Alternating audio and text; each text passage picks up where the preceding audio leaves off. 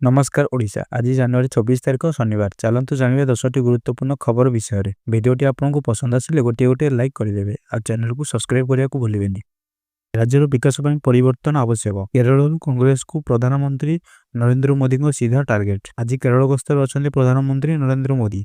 यही अवसर में कांग्रेस को कटाक्ष करने सह राज्यर विकास पर परिवर्तन जरूरी बोली कहते प्रधानमंत्री। केरल पर अनेक विकासमूलक प्रकल्पर घोषणा करिसेंती। विभिन्न प्रकल्प उद्घाटन और शिलान्यास करने सह नूतन ट्रेन सेवार शुभारंभ करिसेंती। एही अवसर में मोदी कहते केंद्र सरकार प्रयास केरल विकास नूतन गति देछि।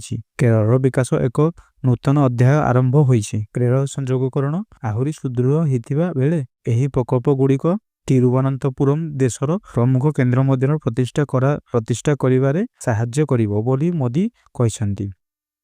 दिल्ली और उत्तर भारत पागर बड़ परिवर्तन। झड़ वर्षा सह तुषारपात बरफ चादर तले जम्मू काश्मीर और हिमाचल प्रदेश दिल्ली और एनसीआर समेत देशर अनेक अंचल शुक्रवार सकाळे हठात पागरे परिवर्तन देखा मिली। दिल्ली एनसीआर रे वर्षा होइथिबा बेले सीमा और मनाली रे चलित वर्षर प्रथम तुषारपात रेकर्ड होइछि। जम्मू और काश्मीर पहाड़िया अंचल वैष्णो देवी मंदिर गुलमर्ग समेत विभिन्न स्थान रे प्रबल तुषारपात होइछि। फଳରେ काश्मीर उपत्यका पूरापूरी बरफ चादर तले आच्छादित होइथिबा परि देखा जाउछि। खराब पाग जोगु अनेक विमान बातिल होइथिबा बेले सड़क यातायात भारी प्रभावित होइछि। तबतामूलक पदक्षेप भाव नवजुग टनेल जम्मू निगमर जातीय राजपथ बंद करा जाइछि। ट्रम्प को जगह शांति बोर्ड कार्यक्रम में अनुपस्थित रहिला भारत। डावोस रे विश्व अर्थनैतिक फोरम कार्यक्रम अवसर में स्विट्जरलैंड रे अमेरिका राष्ट्रपति डोनाल्ड ट्रम्प तांको प्रस्तावित शांति बोर्ड रो उन्मोचन करथिले। गाजा रे शांति प्रतिष्ठा तथा युद्धविरति को अधिक दृढ़ निश्चित करने को अमेरिका जो एक अंतर्जातीय संगठन भावे प्रदर्शन करने को चाहूँगी। प्रधानमंत्री नरेंद्र मोदी समेत अनेक विश्वस्तरीय नेता को यही बोर्ड रखा जाइछि। किंतु भारत यही शांति बोर्ड रे जोग देवा नहीं विभिन्न दिगरु विचार करुथिबा बेले ट्रम्प को कार्यक्रम रे अनुपस्थित रहिथिला। गाजा प्रसंग रे अनेक संवेदनशील विषय वस्तु जोड़ी होइथिबारु भारत विभिन्न दिग उपरे विचार करिछि। ए पर्यंत ए संपर्क रे कोनोसी चूड़ांत निष्पत्ति निया जाय नाही। तुर्की इजिप्ट सऊदी अरब कतार यूएई परि मध्य प्राच्य देश सहित पाकिस्तान और इंडोनेशिया गाजा शांति बोर्ड रे जोग देइछन्ती। गुरुवार स्विट्जरलैंड रे एक रिपोर्ट रे ट्रम्प तांको शांति बोर्ड संपर्क रे घोषणा करथुवा बेले पाकिस्तान प्रधानमंत्री शहबाज शरीफ मध्य सेटारे उपस्थित थिले। किंतु फ्रांस ब्रिटेन जर्मनी चीन इटाली एही कार्यक्रम रे अनुपस्थित थिले। बोर्ड कार्यक्षमता गाजा व्यतीत अन्य विवाद समाधान दिगरे विस्तारित होई पारे बोली ट्रम्प कहिथिले। ट्रम्प को एही घोषणा जातिसंघ भूमिका को ह्रास करि पारे बोली चिंता प्रकाश करिसेंती।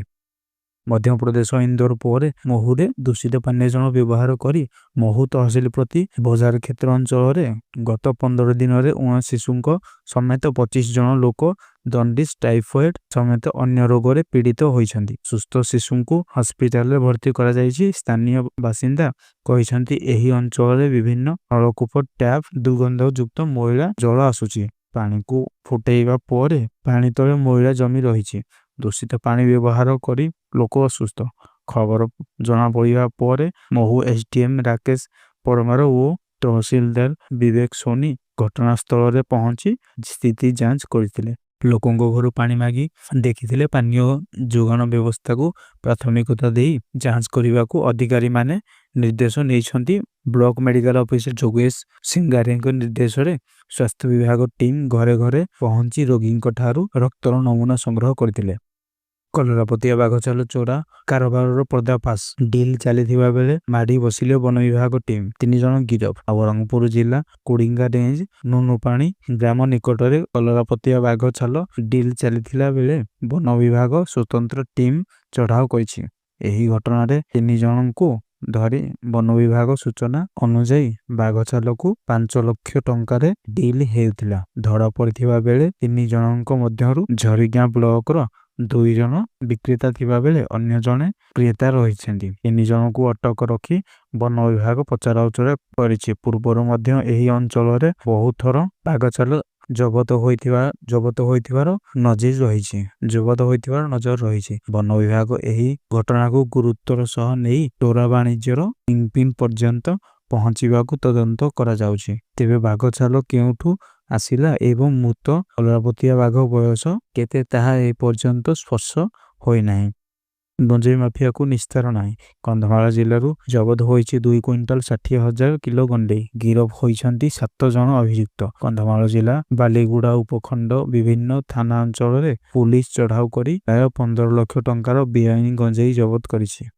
ଓଡ଼ିଶାର ଉପରାଷ୍ଟ୍ରପତି ସିପି ରାଧାକୃଷ୍ଣନ ଭୁବନେଶ୍ୱର ବିମାନ ବନ୍ଦରରେ ଦିଆଗଲା ଗାର୍ଡ ଅଫ୍ ଅନର। ଓଡ଼ିଶାର ଉପରାଷ୍ଟ୍ରପତି ସିପି ରାଧାକୃଷ୍ଣନ ନିର୍ଦ୍ଧାରିତ ସମୟଠାରୁ 25 ମିନିଟ୍ ପୂର୍ବରୁ ଭୁବନେଶ୍ୱର ବିମାନ ବନ୍ଦରରେ ପହଞ୍ଚିଥିଲେ ଉପରାଷ୍ଟ୍ରପତି। ପହଞ୍ଚିବା ପରେ ଦିଆଯାଇଥିଲା ଗାର୍ଡ ଅଫ୍ ଅନର। ଏହା ପରେ କଟକରେ ଆୟୋଜିତ ନେତାଜୀ ଜୟନ୍ତୀ କାର୍ଯ୍ୟକ୍ରମରେ ସାମିଲ ହୋଇଛନ୍ତି ଉପରାଷ୍ଟ୍ରପତି। କଟକ ଓଡ଼ିଶା ବଜାରସ୍ଥିତ ନେତାଜୀ ସଂଗ୍ରହାଳୟରେ ସୁଭାଷ ବୋଷଙ୍କ ପ୍ରତିମୂର୍ତ୍ତିରେ ମାଲ୍ୟାର୍ପଣ କରିଛନ୍ତି। କଟକ ପାଇଁ ବଡ଼ ଘୋଷଣା। ନୂଆ ରୂପ ପାଇବ କଟକ ଶିଶୁ ଭବନ। 220 କୋଟି ଟଙ୍କାର କାର୍ଯ୍ୟକାରୀ ହେବ ମହାନଦୀ ରିଭର ଯୋଜନା। ଖୁବ୍ ଶୀଘ୍ର ଏହାର କାର୍ଯ୍ୟ ଆରମ୍ଭ ହେବ। ନେତାଜୀ ଜୟନ୍ତୀ ଅବସରରେ ମୁଖ୍ୟମନ୍ତ୍ରୀ ମୋହନ ଚରଣ ମାଝୀ କଟକବାସୀଙ୍କ ପାଇଁ ଏକ ବଡ଼ ଘୋଷଣା କରିଛନ୍ତି। ଆଉ କିଛି ମାସ ଭିତରେ କଟକ ଚଣ୍ଡୀ ମନ୍ଦିରର କାମ ଶେଷ ହେବ। ନୂଆ ରୂପ ପାଇବ କଟକ ଶିଶୁ ଭବନ। ମୁଖ୍ୟମନ୍ତ୍ରୀ ଏ ନେଇ ଘୋଷଣା କରିବା ସହ ଓଡ଼ିଶା ଏବେ ଆତ୍ମବିଶ୍ୱାସର ସହ ଆଗକୁ ବଢ଼ୁଥିବା କହିଛନ୍ତି।